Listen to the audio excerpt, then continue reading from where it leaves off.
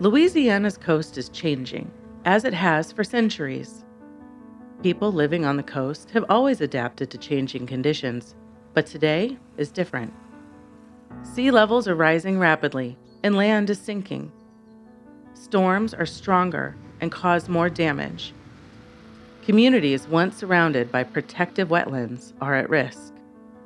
Because we expect these challenges to continue into the future, living on the coast today means adapting yet again. This time, preparing for the uncertainties of a changing coast and a changing climate. It's not just the landscape that's at stake, but our homes, our jobs, and our culture. The 2023 Coastal Master Plan is Louisiana's roadmap for adapting to this uncertain environment.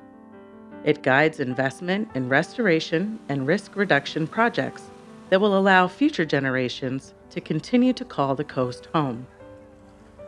But how do we plan for an uncertain future? While we don't know exactly what the future may bring, the master plan uses the best available science to help make informed decisions using planning scenarios. A scenario is a plausible version of the future based on our knowledge of climate drivers like temperatures, sea level rise, and storm intensity. Scenarios are not predictions, but possibilities for what the future coast might look like based on the best available science. The 2023 Coastal Master Plan uses two scenarios to guide its recommendations: a lower scenario and a higher scenario. In the lower, more moderate scenario, the Gulf of Mexico would rise by 19 inches over the next 50 years. An additional 1,100 square miles of coastal wetlands would be lost. A storm with a 1% chance of striking in any given year could push storm surge as far inland as Sorrento or New Iberia.